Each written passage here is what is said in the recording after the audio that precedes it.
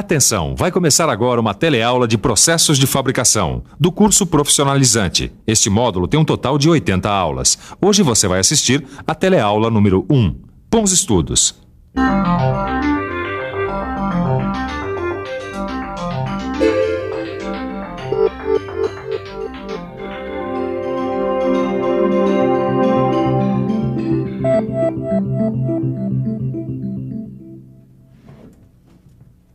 Oi!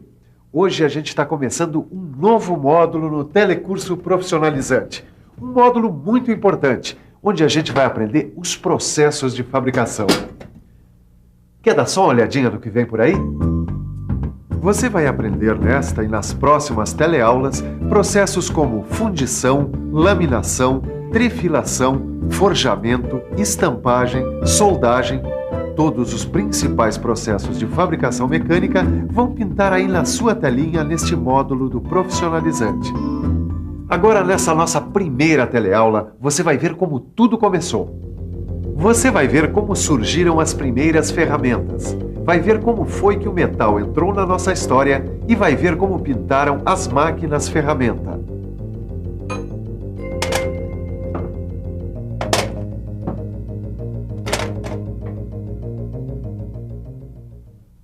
Pois é, como foi que tudo começou?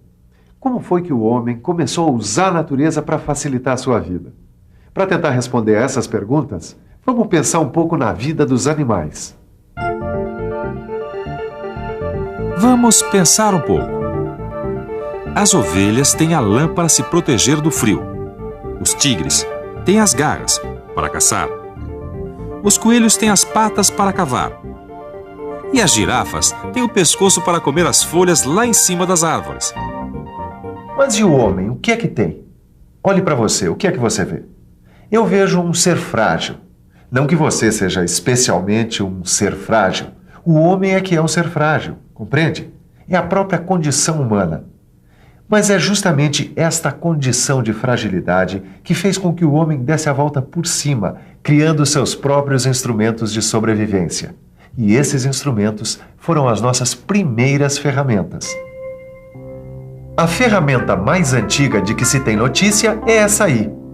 Este utensílio é um machado de mão, feito com pedra lascada, pontuda numa das extremidades e arredondada na outra. Depois que começou a usar ferramentas, tudo mudou na vida do homem. Quer ver como foi essa história?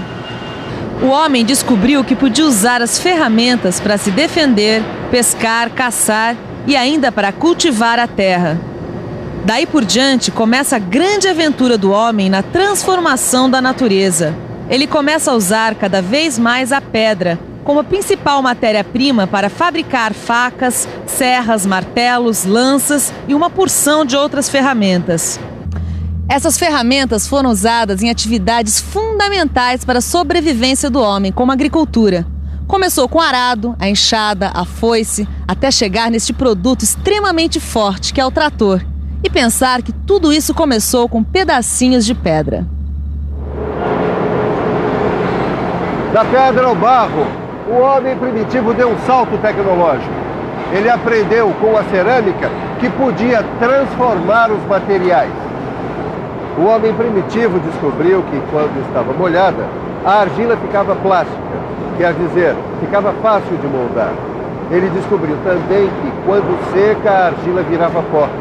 E descobriu mais, que se ela fosse aquecida a uma temperatura de mais de 600 graus centígrados, ela não se desmanchava na água e mantinha sua forma. E descobriu também que se a cerâmica sólida entrasse em contato direto com o fogo, ela rachava. Mas se em vez disso, ela fosse aquecida suavemente, ela fugia. E esse cozimento a deixava mais resistente. Vocês estão vendo quanta coisa o homem primitivo descobriu apenas com o fogo, a água e a argila? Mas há muito mais coisas a contar nessa história, porque o desenvolvimento da cerâmica acabou possibilitando o próprio nascimento da metalurgia. Foi por ter aprendido o processo cerâmico que o homem descobriu o processamento dos metais. Como você deve estar pensando, nós estamos entrando num outro grande salto tecnológico para a humanidade, o nascimento da metalurgia. Quer ver como foi essa história?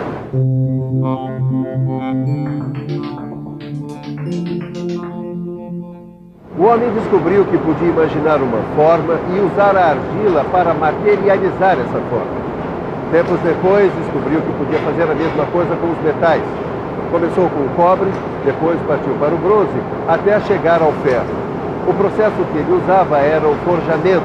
Quer dizer, o homem martelava a massa aquecida de metal até obter a forma que ele queria.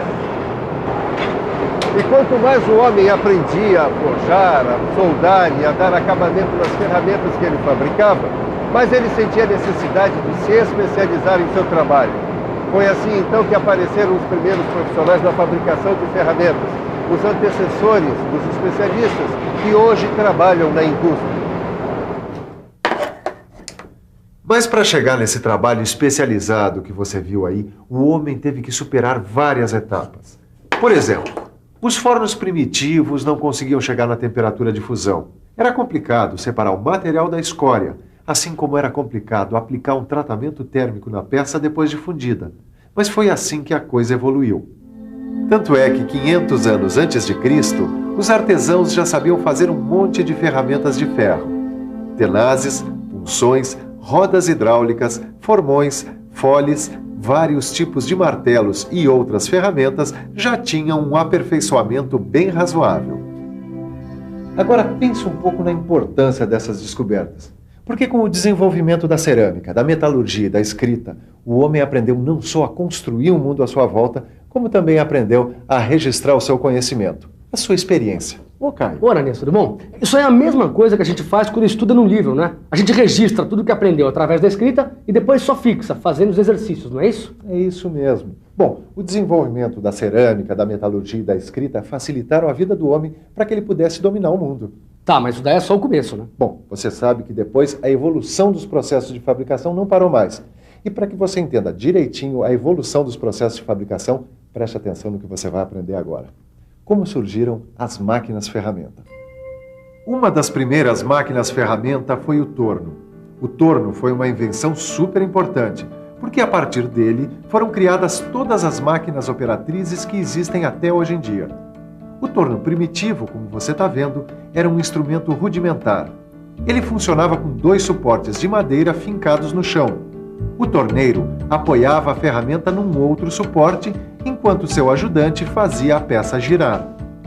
Outra máquina-ferramenta importante que surgiu foi a fresadora. O fresamento, da mesma forma que o torneamento, faz a remoção de material através de movimentos sincronizados. Mas na fresadora, a peça fica fixa enquanto a ferramenta gira. Ô, Ananias, foi aí que a evolução avançou mais ainda, né? As máquinas-ferramenta foram uma mão na roda pro homem, hein? Nem fale nisso, Caio. As máquinas-ferramenta livraram o homem de um esforço físico terrível. Além disso, elas agilizaram a produção. Aumentaram a produção de instrumentos para a agricultura, por exemplo. Mas não só na agricultura, né? Não só na agricultura. A fabricação de roupas, a própria cerâmica e até a produção de armas se desenvolveu muito com a tecnologia mecânica. Mas, pelo visto, a base de tudo foi o desenvolvimento da cerâmica, né? Foi aí que a coisa engrenou mesmo. É isso aí. Desde o princípio até a Revolução Industrial, o desenvolvimento das máquinas deve muito à indústria cerâmica. Isso é uma coisa muito interessante para você pensar. Todos os métodos modernos que a indústria usa hoje em dia começaram com aqueles métodos primitivos. O princípio da coisa é basicamente o mesmo. Repare, dê um giro por uma indústria moderna e pense nisso. Se a gente der uma volta por uma indústria moderna, a gente vai observar que os métodos modernos de usinagem de metais, pelo uso de materiais abrasivos, têm origem naqueles métodos primitivos. A técnica de afiar ferramentas e instrumentos de corte e a técnica de polir metais fazem parte da pré-história do homem. No começo da história, o homem fazia a afiação e o polimento movimentando a peça, e a pedra de afiar ficava fixa. Lá pelo ano 600 a.C., a usinagem passou a ser feita com uma pedra redonda e grossa. Essa pedra era montada sobre um eixo e era movimentada manualmente por manivela. Outras tarefas da indústria moderna, como essa que a gente está vendo aqui, com o pessoal trabalhando com a furadeira, tem uma origem também bastante antiga. Serrar e furar, por exemplo, são coisas que os egípcios já sabiam fazer há 7.000 anos atrás. Veja, os egípcios faziam orifícios paralelos, muito perto uns dos outros. usando uma furadeira de arco. Isso é para você ver como todos os principais processos de fabricação foram concebidos pelo homem primitivo milhares de anos atrás. Tornear, afiar, polir, serrar, furar, soldar. Embora os materiais e as técnicas tenham mudado ao longo do tempo, o princípio que está por trás de cada um desses processos continua o mesmo. Tá vendo só, Caio? O princípio da coisa não muda, continua o mesmo. Isso é que me deixou mais impressionado nessa teleaula, Ananias. Isso e aquele negócio da escrita, não é? Como assim? Você não lembra que a gente viu que o desenvolvimento da escrita foi fundamental para o desenvolvimento dos processos de fabricação? Claro, claro. Então, o negócio agora é pegar o livro e estudar o que está escrito. Porque é assim que a gente desenvolve conhecimento. Exatamente. Mas antes, é bom a gente dar uma revisada na teleaula de hoje. E atenção, se liga aí que é a hora da revisão. Na nossa teleaula de hoje, que foi a primeira do curso de processos de fabricação, a gente aprendeu como surgiram as primeiras ferramentas. Você viu como a descoberta da cerâmica e da metalurgia, juntamente com a invenção da escrita, formaram a base para o desenvolvimento de novos processos de fabricação. Processos que tiveram um grande impulso quando foram criadas as máquinas-ferramenta. Bom, então agora você vai estudar direitinho essa teleaula no seu livro. É isso aí, e fazer os exercícios. É assim que se fala e é assim que se aprende. E você já sabe, pegue também o seu livro, dê uma boa estudada, procure também em outros livros técnicos e nas enciclopédias, porque é assim que se forja um bom mecânico. Um abraço, bons estudos e até a próxima.